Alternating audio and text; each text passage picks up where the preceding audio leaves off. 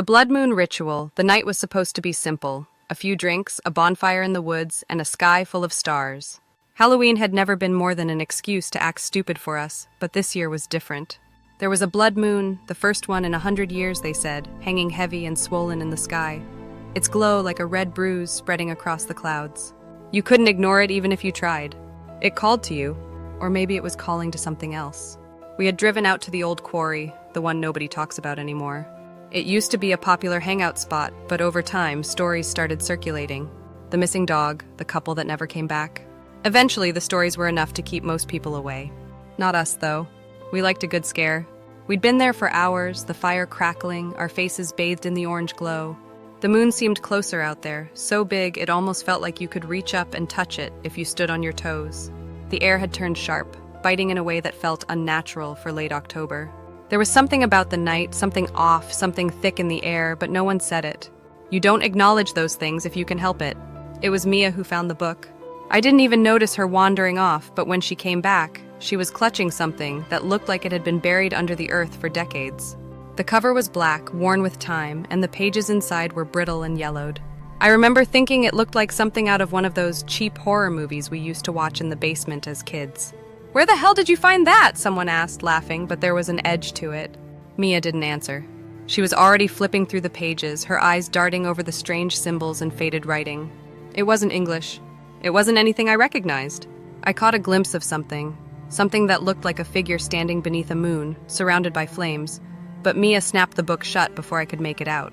"You won't believe this," she said, her voice shaky, a nervous excitement in her eyes. "It's a ritual, for the blood moon." None of us believed her at first. We thought she was messing with us, playing up the mood of the night. But she wasn't smiling, and as the minutes ticked by, a sense of dread settled over the group like a heavy blanket. "You can't be serious," I said, though a part of me knew she was. Mia read aloud from the book, her voice low, the firelight casting strange shadows on her face. The words were thick, guttural, like they didn't belong in her mouth. She stumbled over them, but she didn't stop. It was like something was pulling her through it, forcing her to finish. As soon as she did, the fire went out. Just like that. Gone. We sat there in the sudden dark, the blood moon's light turning the landscape around us into a hellish nightmare. The wind had picked up too, though I hadn't noticed until it was howling through the trees. There was a low hum in the air, something almost musical but off, like a song being played backwards. And then I saw it. There, in the moonlight, standing just at the edge of the quarry where the shadows met the blood-red glow, was a figure. It wasn't human, not exactly. Its limbs were too long, its posture hunched, but it was watching us. I could feel its eyes crawling over my skin like 1,000 spiders. I blinked, and it was gone. I wasn't sure if anyone else had seen it, but from the way everyone went quiet, I wasn't about to ask. Let's just get out of here," someone said, but no one moved. We couldn't. It felt like the air itself had grown thick, pressing down on us, keeping us rooted to the spot. The book lay at Mia's feet, open now, even though no one had touched it. The pages were flipping on their own, a slow, deliberate movement, as if something invisible was turning them. "We have to finish it," Mia whispered, her voice almost lost in the wind. "No," I said, my heart hammering in my chest. "We're leaving, now," but the figure was back. Closer this time. I could see its eyes, hollow glowing red like the moon above us. I didn't realize I was screaming until someone grabbed me, pulling me back toward the car. The fire flared back up, bright and hot, but it wasn't orange anymore. It was blood red, the same color as the moon, and inside it, I could see faces, twisting, screaming, burning. We piled into the car, the engine roaring to life. Gravel kicked up behind us as we sped out of the quarry, the fire and the thing in the shadows shrinking in the rearview mirror. But the blood moon still hung overhead, and somehow I knew we hadn't escaped anything. Not yet.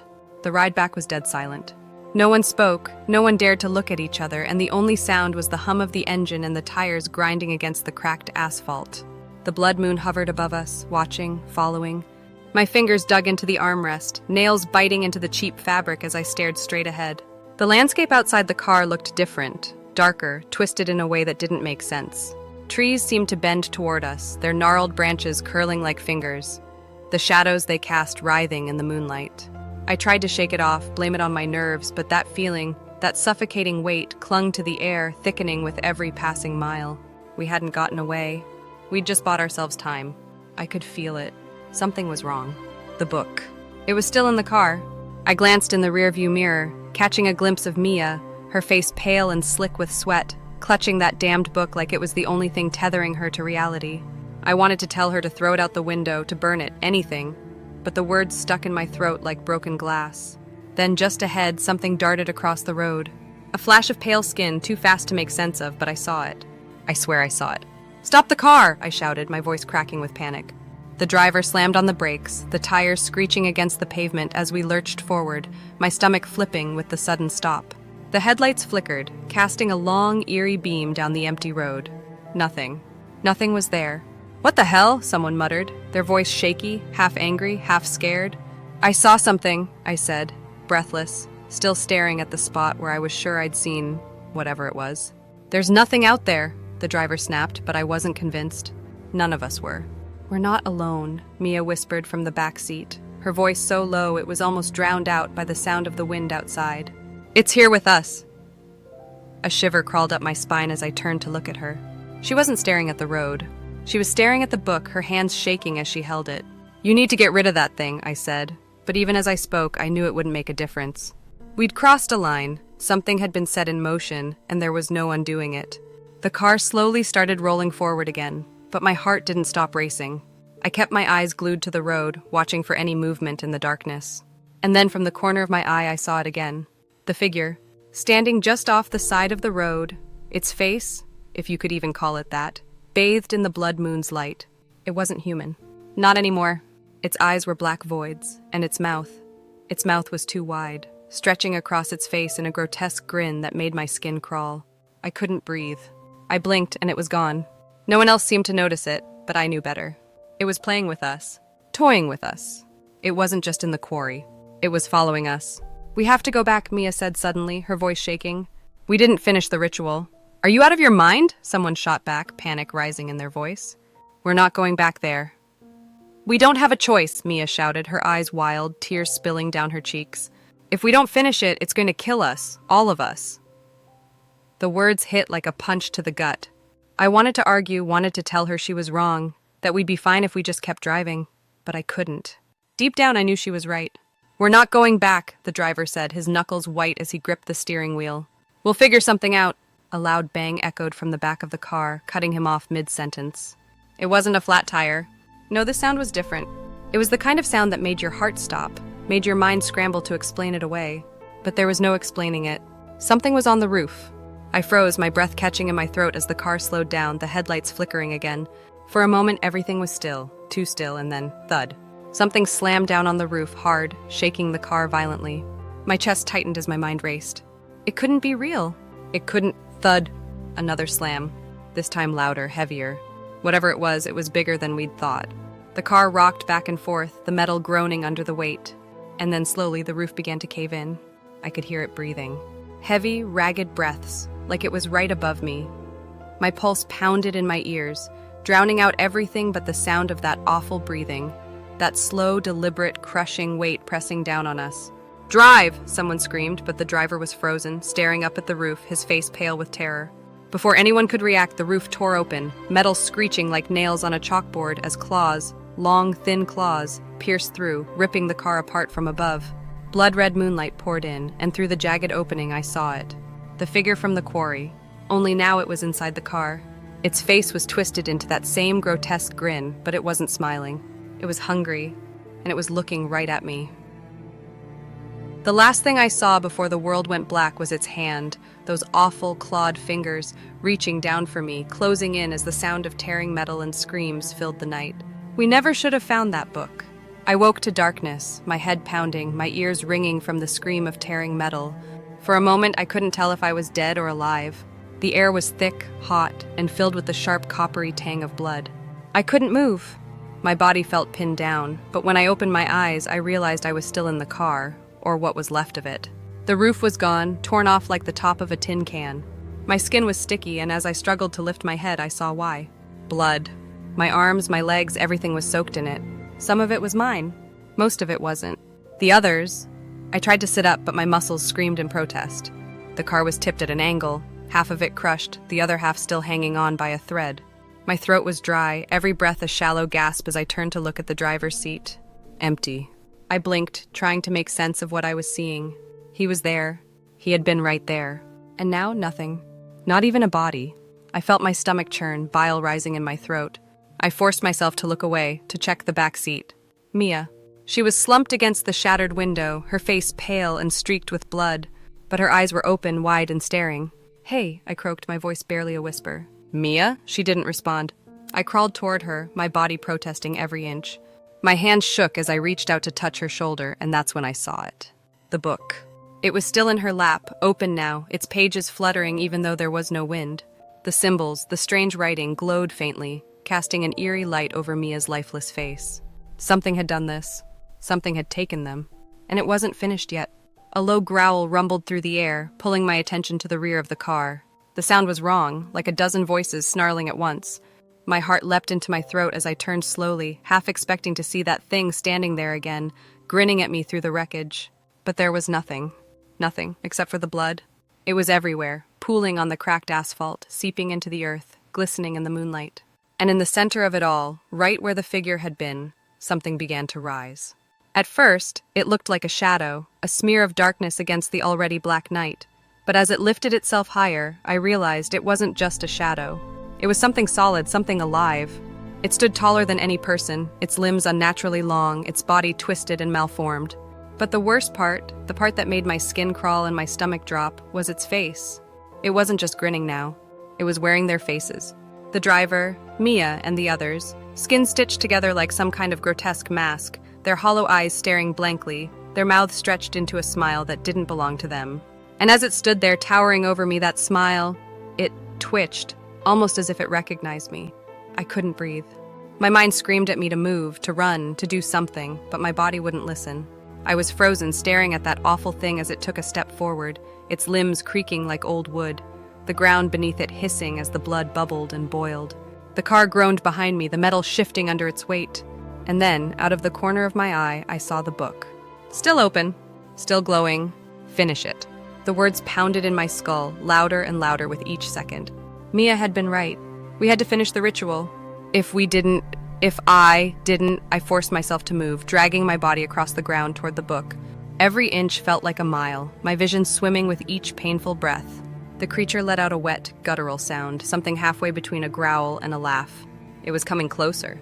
I could feel the heat radiating off of it, smell the rot and decay that clung to its skin. Just a few more inches. My fingers brushed the edge of the book, and the second I touched it, a jolt of electricity shot through my body. The symbols on the page flared, burning brighter than the blood moon above. But the words, those twisted ancient words, were still unreadable. The creature loomed over me now, its breath hot on my neck, its bony fingers outstretched, ready to tear me apart. I gripped the book tighter, forcing my eyes to focus on the page, my mouth moving on instinct, repeating the strange, garbled phrases that spilled from the paper. I didn't know what they meant, but I didn't have to. All I knew was that I had to finish them. The creature stopped. I could feel it, its breath hitching, its movements slowing as I continued to recite the words. But it wasn't retreating. It was waiting, watching, like it knew something I didn't. I reached the final line, the air around me crackling with energy as I spoke the last syllable. And then silence. For a moment, I thought it was over. The weight lifted, the suffocating air cleared, and the creature was gone. But then I saw it. The blood beneath my feet wasn't disappearing. It was spreading. My heart pounded as the ground began to shake, the earth splitting open beneath me. The blood moon pulsed overhead, brighter than ever, as something else began to crawl out of the earth. The ritual, we hadn't completed it. We'd just started it. And whatever was coming was worse than anything we could have imagined. In the distance, I heard Mia's voice, her real voice, whispering as if carried by the wind. We should never have found that book. The ground split open beneath me, a deep, jagged wound in the earth spilling out darkness that wasn't just black. It was alive, moving, slithering up from below, twisting into shapes that seemed to defy reason. Whatever I had called forth wasn't just a creature, it was something far worse. And I was too late to stop it. The blood from the ritual circled around me, spreading faster than before, and I could feel the air grow colder. That thing, the creature, it wasn't gone. It was waiting, lingering just beyond the tear in reality I had foolishly created. The faces stitched into its grotesque mask seemed to stretch, their hollow eyes staring blankly, lifeless, except for a twitch. A small movement like they were waking up. I scrambled back, the book still clutched in my shaking hands, desperately flipping through its pages. There had to be a way to undo this. something that could reverse what I'd just unleashed. And then I saw it, a single faded line at the very bottom of the page, barely visible. Written in a language I didn't understand, but one word stood out as clear as day: hope. I didn't have time to think. My heart pounded in my chest as the dark shapes from below began to rise, long, shadowy tendrils curling around the car, creeping toward me. The ground trembled, the world itself seeming to buckle under the weight of whatever I'd summoned. But that word, it stuck with me: hope. The book was ancient, filled with nightmares and darkness, but if there was even a glimmer of light, I had to take it. I held the book up, my voice trembling as I spoke the final incantation, the one I hadn't noticed before. The words burned my throat, my tongue twisting around unfamiliar syllables, but I pushed through, forcing the chant out into the night air. The ground shuddered violently, and for a moment I thought the world was about to split in two. The shadows from below swirled faster, rising higher, but something strange was happening. The blood moon, which had bathed the world in its crimson glow, began to change. The deep red hue faded, slowly turning into something softer, something golden. A warmth spread across the sky, the moonlight shifting from blood to light, like dawn breaking after the longest, darkest night. The creature, that horrible thing in the distance, let out a terrible screech. Its body began to wither under the moon's new light, the faces in its mask drooping, sagging, as if they were finally released from whatever torment had bound them to it. The tendrils of darkness recoiled, retreating back into the tear in the earth like smoke caught in the wind. I kept chanting, louder now, my voice growing stronger as the moonlight brightened. The blood on the ground shimmered and began to evaporate, the grotesque figures melting away. And the wound in the earth, slowly, inch by inch, it began to close. The creature let out one final, ear-piercing scream, its body disintegrating into ash as the light consumed it.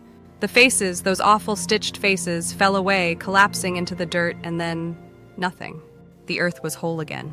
The blood was gone. The moon shone brightly, not a trace of red in its soft golden glow. I collapsed onto the ground, the book slipping from my hands.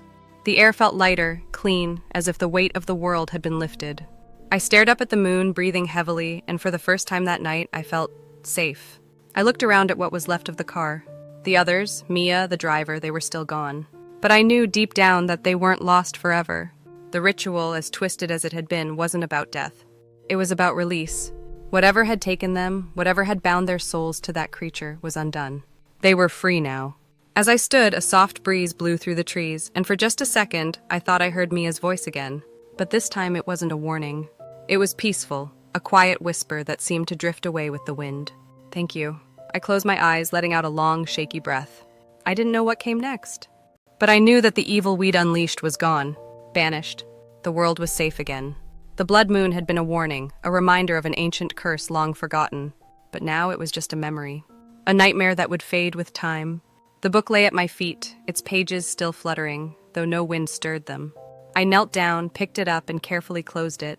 It felt lighter now, like the darkness that had filled it was gone, replaced with something else. Something better. Hope. With the first light of dawn breaking over the horizon, I walked away from the quarry, leaving the past behind me. Whatever had been awoken was now asleep, and the world was safe once more. I didn't look back. I didn't need to. The blood moon wouldn't rise again for another 100 years. And when it did, the world would be ready.